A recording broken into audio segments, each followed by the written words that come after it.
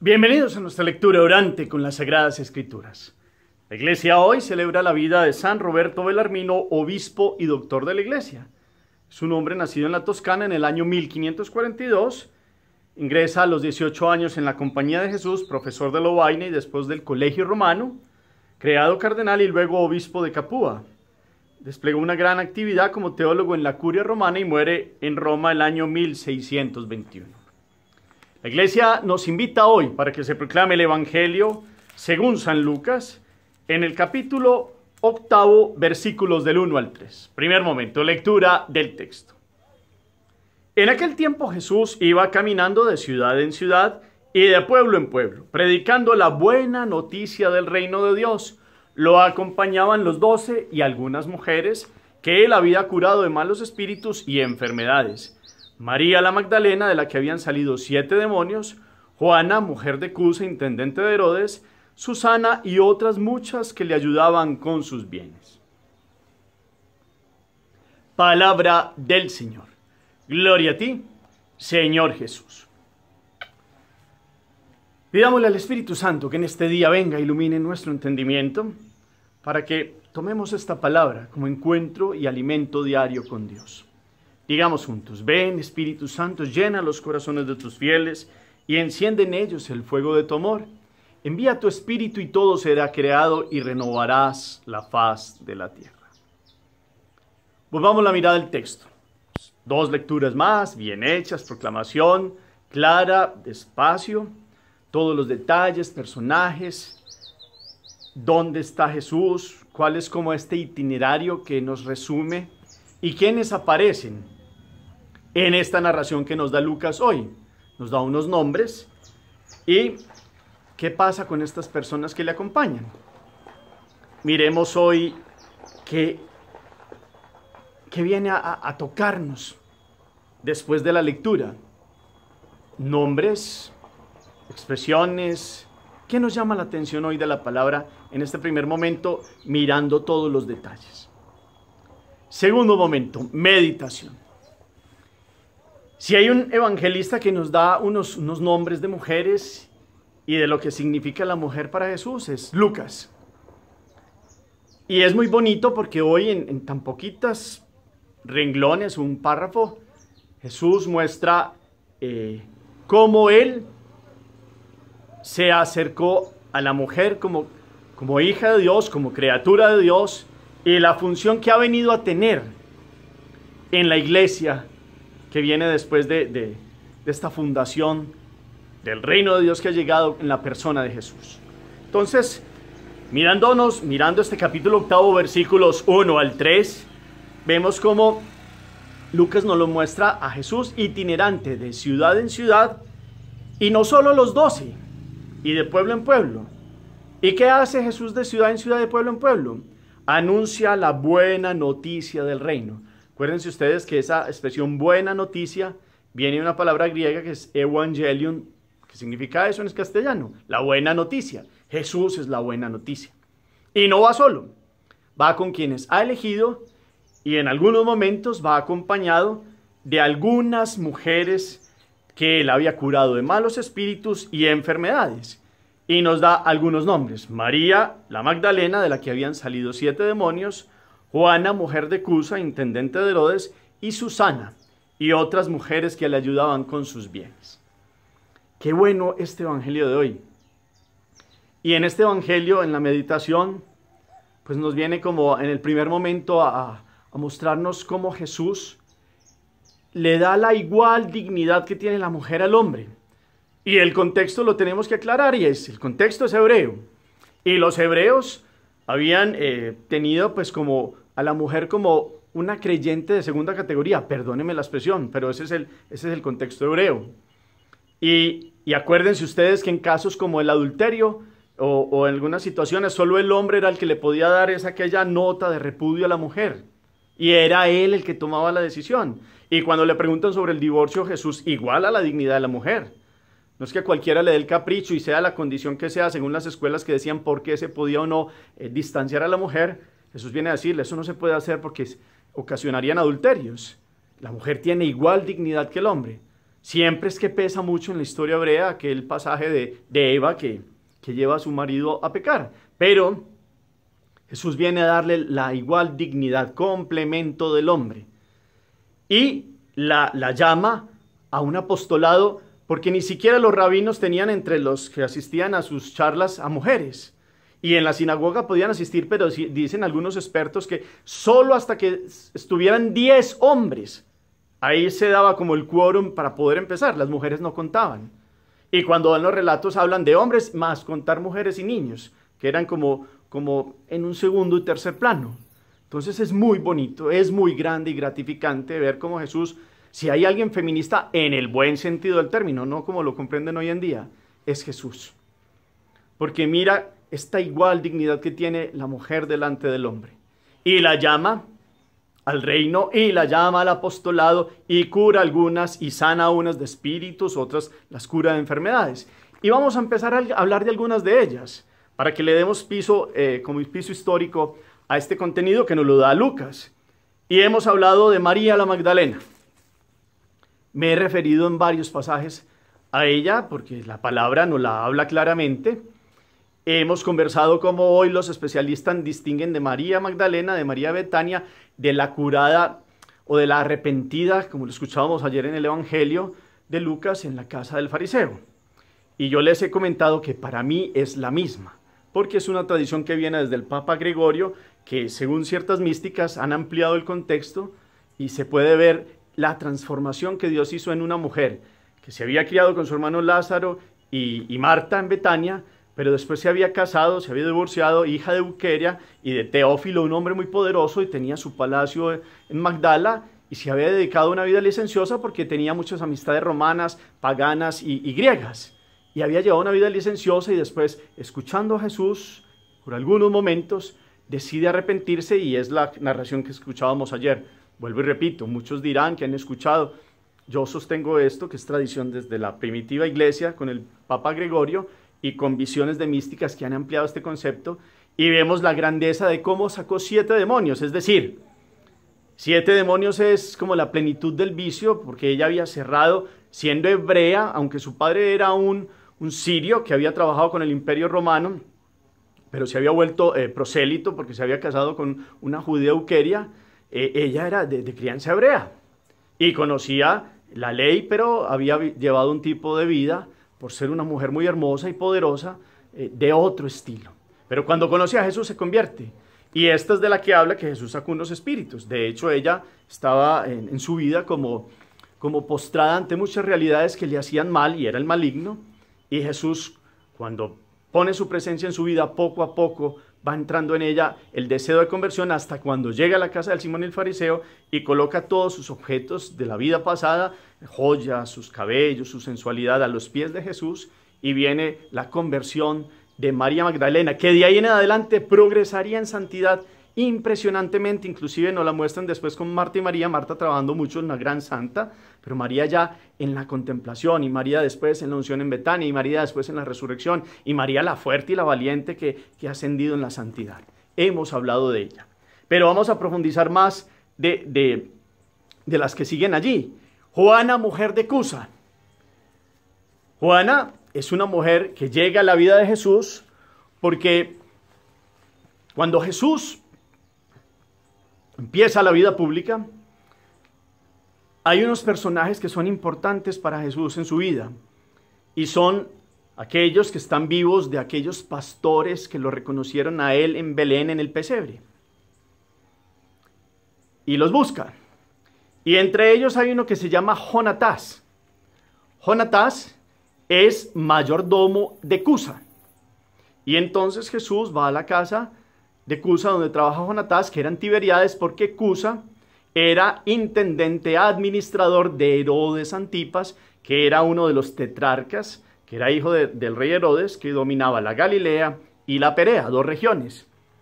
Y entonces Jesús llega a esta casa y encuentra que no está Jonatás, pero está una mujer Ester y con los otros criados, y Jonatás se ha encargado de hablarle a aquellos siervos de esta casa del intendente de Herodes Antipas, de la casa de Cusa, de hablarles del niño que conoció y de aquellas manifestaciones de los ángeles, de gloria a Dios en el cielo, y toda la situación como vio al Mesías recién nacido. Y entonces cuando llegó Jesús, ellos con dignidad lo recibieron, y Esther, una mujer entrada en años, es la nodriza de la esposa de Cusa, de Juana. Y Esther está muy preocupada porque Juana está muy enferma hasta que muere, tiene tuberculosis y se ha tenido que ir a otro lugar para respirar como un ambiente más sano, pero le da tristeza que cuando Jesús llegue allí no encuentre a Juana. Esther la quiere mucho porque cuando era niña, la madre de Juana había estado muy enferma y Esther la había alimentado porque Esther había tenido hijos hace poco y se había convertido como, cuando murió la madre de Juana, como en una nodriza que la acompañó y vino a ser su madre. Y Juana siempre la tuvo a su lado. Y entonces desde este momento Jesús va a esa casa y no encuentra a Cusa, porque están en labores con Herodes, y no encuentra a Juana de Cusa porque está con Jonatás, al que había venido a buscar Jesús, en otro lugar con esta mujer enferma. Pero le dejan la razón. Jonatás después se entera y se encuentra con Jesús. Jonatás, aquel fiel siervo servidor de Cusa, le dice que su patrón hasta que se muere. Jesús va y Jonatás se adelanta un poco porque donde estaba Juana, pues la habían dejado para que Jesús llegara hasta allá. Y Jonatás empieza a narrarle a Jesús cómo en algún momento su patrona le había dicho cómo había tenido un sueño en ese día. Y soñé en mi casa de Tiberíades, dice Juana de Cusa, dentro de ella había uno con un rostro de estrella, alto, rubio, con ojos de cielo, y una voz más dulce que el sonido del arpa que me decía: yo soy la vida, ven, regresa, te espero para dártela. Quiero ir, yo le decía. Y entonces Juana le dijo: llévame otra vez a mi casa. Y esa visión le dio fuerzas nuevas a Juana de Cusa de volver. Cuando Jonatás volvió, la nodriza le contó que Jesús había estado allí, y entonces Jonatás ahí sí comprendió, pensó que su patrona estaba delirando, pero ahí comprendió que Jesús estaba de vuelta. Se alegra Jonatás porque hacía 30 años no veía a Jesús, pero en aquel momento va Jesús y cura a Juana de Cusa de una tuberculosis muy grave, y Juana vuelve a la vida. Juana había perdido su único hijo. Y Juana se convierte en discípula. Y era una mujer poderosa porque su esposo era un hombre poderoso. Su esposo vino al conocimiento de Jesús como un amigo, pero sus obligaciones con Herodes Antipas, pues en algún momento hicieron que no estuviera tan cerca. Después se enfrió un poco la relación de Cusa con Jesús cuando vino la persecución y la muerte de Jesús, pero Juana siempre fue fiel a Jesús. Es más, Jesús en algún momento se encuentra unos niños que están en una llanura de Esdrelón, y que han muerto porque sus padres y los niños quedaron desamparados. Trabajaban para un fariseo que tenía un corazón muy duro. Los niños habían quedado por ahí desprotegidos y sin alimento, y Jesús le dice a Juana de Cusa que si los toma como hijos. Y entonces Juana cría a Matías y a María, los niños, y se vuelve una fiel discípula que con sus bienes y con su bondad ayuda a Jesús. Es más, por Juana de Cusa llegaron al conocimiento de Jesús algunas romanas. ¿Y por qué algunas romanas? Porque Juana estaba en el ambiente de Cusa. El ambiente de Cusa es trabajando para Herodes Antipas, y los herodianos pues guardan todo el poder de Roma, porque Roma los deja gobernar. Y entonces Juana de Cusa conocía a unas romanas, a Claudia, esposa de Pilatos, a Plautina, Valeria y a Lidia.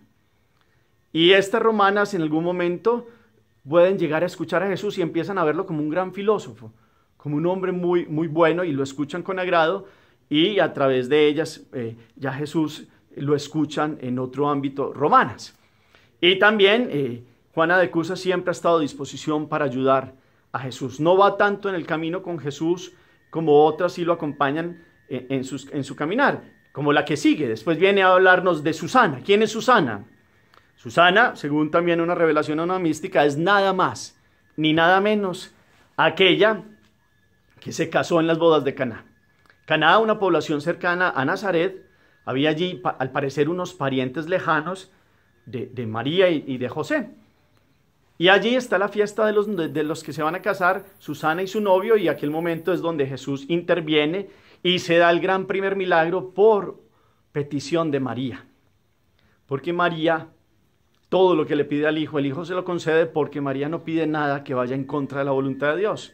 Inclusive a una mística Jesús le ha dicho que María es la llave del milagro, pero hay que entender bien esta expresión, no es como para utilizarse y aprovechar de este don, sino porque María en su fe nos enseña a creer y a esperar en Jesús. Y entonces se da el milagro de las bodas de Caná.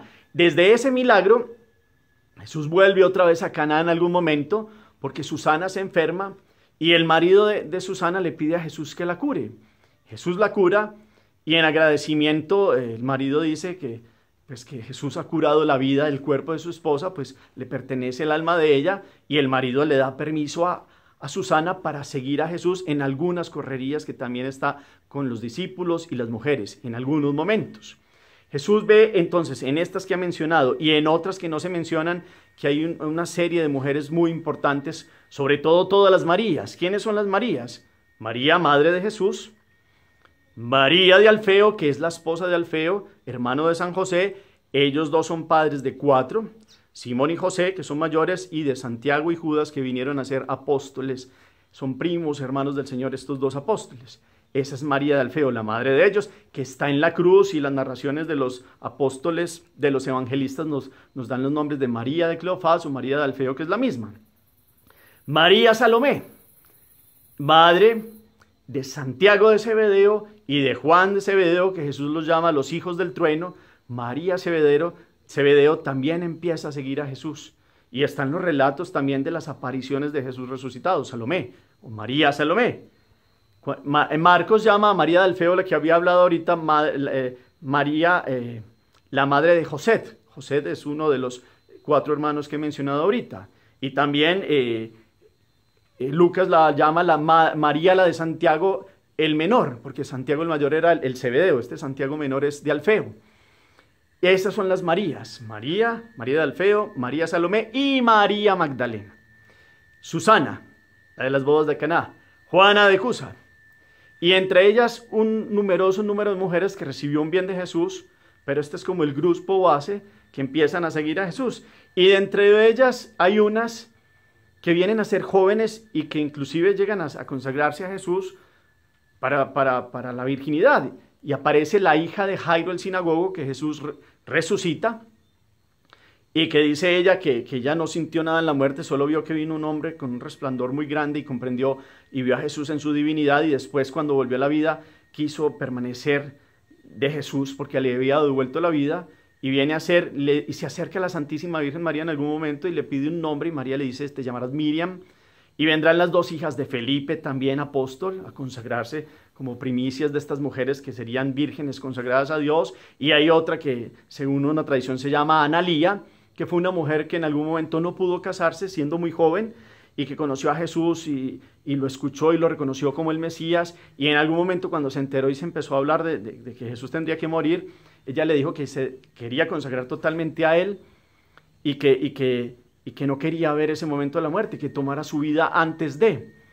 Y es más, una narración en el Domingo de Ramos, que es el domingo antes del Viernes de Pasión, pasa por Jerusalén y Analía muere muy joven, consagrada a Dios. Y son mujeres que van siendo las primicias, las vírgenes, que van acompañando como lirios y flores que adornan la iglesia y esta iglesia de Jesús. Y entre otras muchas, unas que estuvieron en algún momento en las correrías. La otra que se me olvidó nombrar ahora es Marta, pues hermana, la María y Marta de Betania, que ya he dicho que es la misma María Magdalena, pero esta Marta también en algún momento, cuando Jesús estuvo en Betania, siempre era la que atendía, la que estaba disponible, la que ponía todo al servicio para recibir a Jesús y a los apóstoles. Y entonces aparece una capacidad de la mujer, que es la capacidad que Dios le ha dado, que es la de dar la vida, que tiene un amor de entrañas. Y Jesús viene a darle la dignidad y viene a reconocerlas. Y vienen a tener un lugar propicio en esta evangelización, porque cuando están con ellos hay todo el trato de respeto.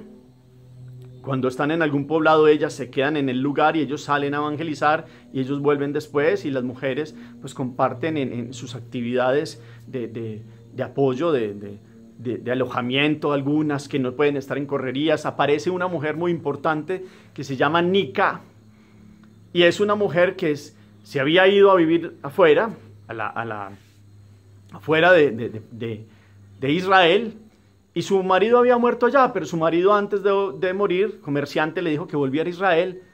Y como en una forma muy profética le dijo que ella serviría al Mesías.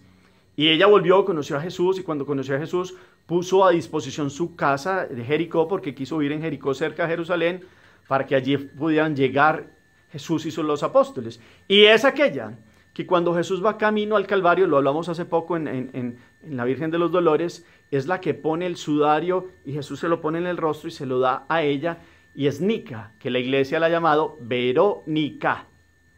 Es una mujer importante. Y entre otras de distintos lugares que recibieron la bendición de Jesús. Y entre otras que llegaron a empezar en la iglesia y vinieron después las mártires, las vírgenes, las consagradas, y todo este proceso de más de 2000 años de mujeres que son la fortaleza de la iglesia. ¿Qué sería la iglesia sin las mujeres? Y yo le doy gracias a Dios porque, pues no se me vayan a ofender los hombres, pero estoy seguro que más del 60-70% de las que están en las actividades diarias de las parroquias, de la evangelización, de esta evangelización que hacemos aquí como Ejército Orante, son mujeres. Le doy gracias a Dios porque es la valentía de ellas, bisabuelas, abuelas, madres, que siguen dando la vida, que le enseñan valores a sus hijos y sobre todo le enseñan la fe a sus hijos. Dios conoce el corazón de mujeres valientes, porque tristemente en algunos hombres pues se ha dado el machismo como, estas cuestiones de fe es para las mujeres. No, es para todos, pero las mujeres nos llevan la delantera. Y en las parroquias, y en las diócesis, y en las comunidades religiosas, son las valientes que oran, que sirven, que dan la vida. Por eso Jesús, desde el primer momento, las tomó para esta evangelización y conociendo como Dios y Señor de todas las facultades que le ha dado a la mujer, pues se valió de ellas para que fueran las valientes compañeras, como estos pulmones vivos de oración, de servicio, de entrega, porque es la mujer que ama, que se entrega a la evangelización y a la buena noticia, como decíamos hoy, la que sostiene la iglesia. Y gracias a ellas, y gracias a ustedes mujeres, es que este evangelio y la buena noticia de Jesús sigue llegando a hijos, a nietos, y a quienes las escuchan, y a quienes las ven, y a quienes ven esa esperanza, ese amor bonito que hay en sus corazones, que es el que hace que este evangelio y la presencia de Jesús y el reino siga llegando y tocando corazones. Gracias. Y es Jesús quien ha levantado y ha dicho, esta dignidad de la mujer es grandísima en la iglesia. Por eso no cabe ningún aspecto de aquel que quiera implantar el ser misógino, es decir, aquellos que han ido en contra de la mujer y degradan a la mujer. No, la iglesia siempre será feminista en el buen sentido de reconocer la grandeza que tiene la mujer en la evangelización, en la transmisión de la fe, en el apoyo en todos los sentidos a los hombres que a veces nos falta hasta más valentía que la que tienen las mujeres, y carácter de muchas. Y no es sino ver la vida de la santidad de las mujeres. Y vemos la historia de la iglesia llena de mujeres valientes y mártires, Santa Inés, y después hay un montón de Brígida de Suecia, una mujer valiente, y vemos a Madre Teresa, pues para que hablemos de una cercana a nosotros, y mujeres valientes que han transformado comunidades religiosas, vidas, unas laicas, otras dadas a la vida contemplativa, y en todos los aspectos son flores del jardín de Dios. Unas como madres, otras como vírgenes, otras como consagradas, y todas servidoras al reino. Por eso nos alegramos, por eso miramos la parte histórica de estas mujeres, que es muy valiosa, porque Jesús las llamó y ellas lo siguieron. Curó a unas de sus males en contra del mal del enemigo, como de María Magdalena, y a otras de enfermedades, como a Juana de Cusa, después a Susana también, que la consagró y la recuperó de una enfermedad, y a las otras Marías que fueron fieles ahí al pie de la cruz, y Marta, y las demás creyentes que vinieron en el primer momento de la iglesia y en todas las épocas y generaciones. Gracias, y gracias a Dios, porque por ellas la iglesia sigue viva. Por ellas las parroquias, las comunidades respiran evangelización, fortaleza, apoyo, muchos que apoyan a sacerdotes y a consagrados en el buen sentido de la palabra, con dignidad, con pureza, con rectitud, con valor para la evangelización. Bendito sea Dios hoy por las mujeres. Reconocemos esta grandeza que Dios le ha dado a ellas en la evangelización y en el reino. Amén. Hagamos oración. Bendito sea, Señor, por la vida de la mujer, porque a través de ella, desde el primer momento en tu vida pública, las llamaste a la evangelización y a compartir la vida con mujeres que fueron apoyo, dulzura, fuerza, valentía para los apóstoles, discípulos y para que estas comunidades de la Palestina en aquel tiempo y las mujeres que vendrían después, pues te conocieran y te amaran, porque ellas han sabido ser fieles. Y si vemos, al pie de la cruz estaban más mujeres que hombres. Y si vemos, las que llevaron la noticia de la resurrección es María Magdalena y otras mujeres.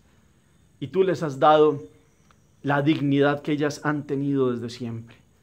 Enséñanos hoy, Señor, a valorar a la mujer como tú la creaste, en castidad, en pureza, en un amor que es más grande inclusive que el del hombre, aquella que tiene el vientre y que da la vida.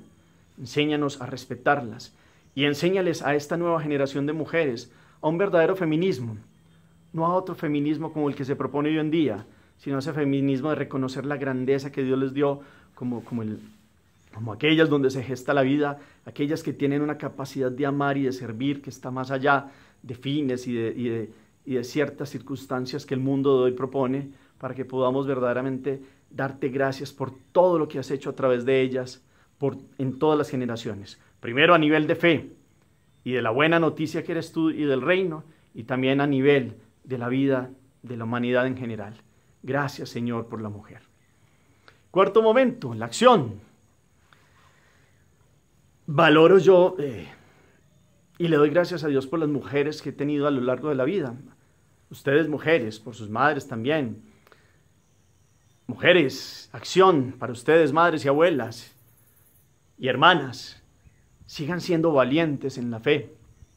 Los hijos, los nietos, los familiares creen al verlas a ustedes creyentes. Si algún momento puede haber de pronto caprichos en los hijos, rebeldías en jóvenes y algunas cosas, no retrocedan, porque siempre quedará el buen testimonio, siempre quedará el buen consejo de una abuela, de una madre, siempre quedará el ejemplo del testimonio. ¿Cómo es el testimonio de fe? ¿Cómo es este amor de dar la vida que ustedes mujeres tienen esa capacidad? ¿Cómo se sigue dando? Y nosotros los hombres, para los hombres que vemos esta lección divina y la hacemos, ¿cómo respetamos a la mujer? ¿Y cómo le pedimos a Dios hoy que nos dé la pureza de acercarnos a ella en el contenido que Dios les ha dado? Como dignas hijas, como madres, como creyentes, como mujeres valientes que dan la vida por los suyos. Aprendamos nosotros hombres hoy y pidámosle a Dios que nos enseñe a verlas como Él mismo las ha creado, en pureza, en bondad, en amor. El Señor los bendiga, los llene de su paz y de su gracia, en el nombre del Padre, y del Hijo, y del Espíritu Santo. Amén. Feliz día para todos.